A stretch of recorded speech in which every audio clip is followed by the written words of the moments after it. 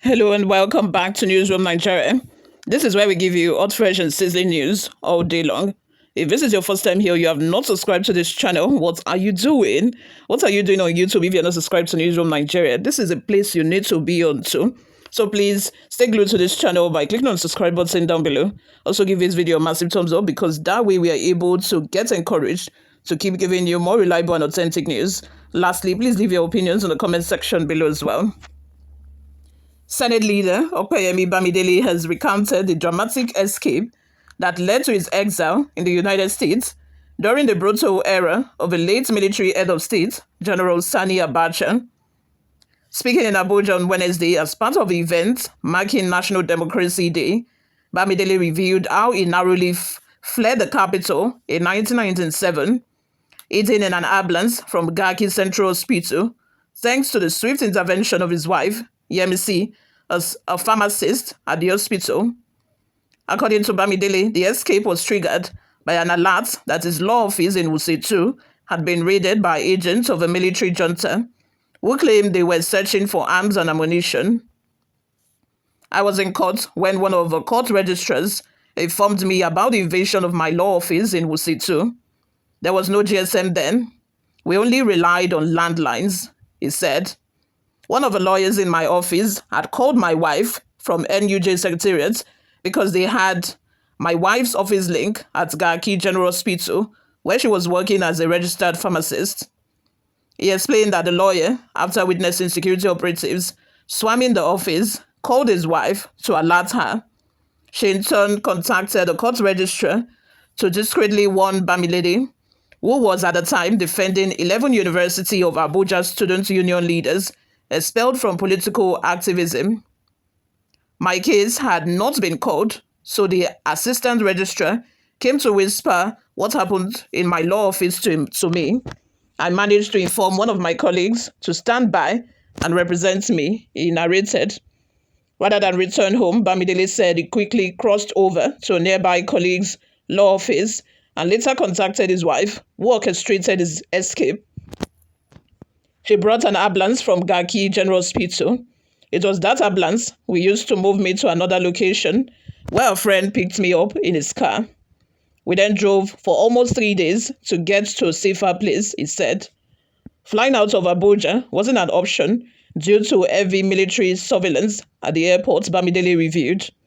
Worse still, he learned that on the same day his office was raided, the security forces had also searched the offices of prominent pro-democracy activist Dr. Beko Ramsom Kuti and Chifemi Falana in Lagos. He eventually joined the Nadeko underground route used by many fleeing activists. Once you found your way to Lagos, you went to Badagry. From there was an arrangement to take you to Cotonou, a very dangerous route. They paddled a canoe at night. A number of us went through that to get out of Nigeria, he recalled. From Cotonou, Bamidele made his way to Accra, Ghana, where he sought help in obtaining a flight ticket. He eventually arrived in the US, where he was granted political asylum.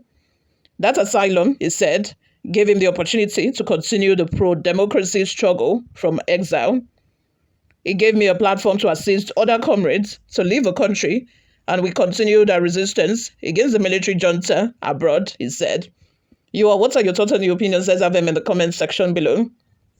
Isn't it ironical that most of these people that experienced the dictatorship of Abacha, the then military dictator, are now the same people, oppressing Nigerians, though not with the same tactics, but, it's still oppression. Economic oppression is oppression.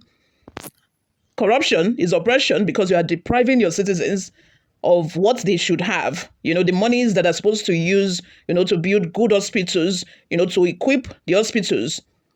Not that, about how many years ago, I had the opportunity to visit Lasut. And within Lasut, there was a private laboratory that was collecting money, to run tests for patients. And the name of the laboratory, I think, something Tinubu, something. And when I asked, is this laboratory not a government laboratory? They said, no, it's a private laboratory. And I was surprised. I was stunned. I said, a private laboratory within or government enterprises? They said yes. And the doctors would usually direct patients to that laboratory for laboratory tests. And I said, what about the government-owned laboratories? They said, because doctors are usually directing patients for tests at that laboratory, allegedly owned by Tinubu's maybe cousin or uncle or elder brother, sort of a relation to Tinubu. The government-owned laboratory died because the staff are now sitting down. They do nothing. Morning till night, they are just collecting salary. They do nothing. The government-owned laboratory has now completely died. It is no longer in operation. The only laboratory they use in Lasuth now is a privately owned laboratory by a relative of Tinubu. Can you imagine? Those are the kind of corruption we are talking about. Institutionalized corruption. The same people, who said they were activists then. When I now hear of activists, it's so sad because, those people who fought for NSAS. I don't know if you heard about the story that became public knowledge after that. How, Sanwo-Olu gave them Ghana must go of money, to distribute to their people. And that was how they shut up. Activism is now a way of collecting money from government. They will say they are fighting for people's rights. But internally, they're actually fighting for their own rights. They are fighting for their own portion of the national cake. Because at the end of the day, when they will reach agreement with the government and collect money, you will not know about it. You will just say, the struggle we are fighting for, why are we no longer fighting for it? We are no longer hearing anything about it again. The same way those people who call themselves activists during the Abacha regime, they are now the ones in politics now. They are now the ones in, high positions. They now have the opportunity to do what they thought the Abacha regime should have done. They now have the opportunity to make a difference. They now have the opportunity, to do the right thing. But are they actually doing the right thing? Are they? That's the problem. Anyway, today is Democracy Day. And, that was a speech given by Opeyemi Bamidele, narrating his experience, the experience he had during the Abacha regime.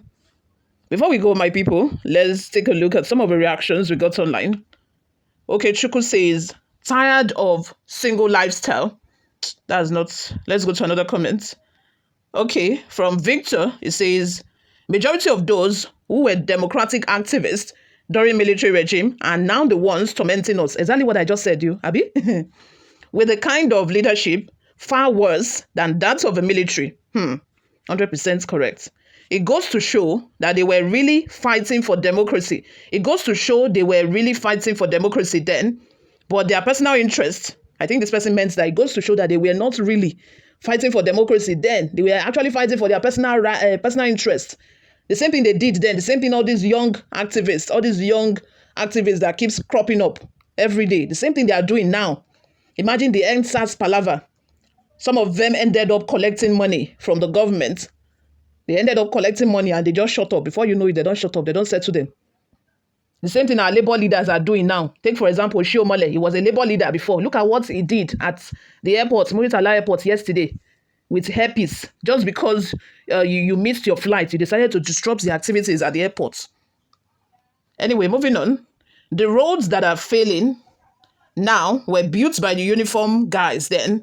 How come since 1999 we haven't experienced the dividends of the good democratic leadership? That's a good question. How come we have not still enjoyed the dividends of democracy? Abi? Should be our politicians now, Ojudu and co, Tinubu and co. Tinubu once narrated how Abacha, sent soldiers to go and lock their hotel room. They had no access to their hotel room and how they were tormented during those times. Opeyemi Bamidele is telling us of his own experience as well. We have other politicians like that were activists during those times. Now we have an activist or someone that used to be an activist as our president. We have someone that used to be an activist as a majority leader in the House, in person of Opeyemi Bamidele. What impact have they made? What impact have they made? Those are very vital questions that we should ask. You all, let's have your total opinions in the comment section. Thank you very much for always listening and watching. I will see you all in my next video. Bye for now.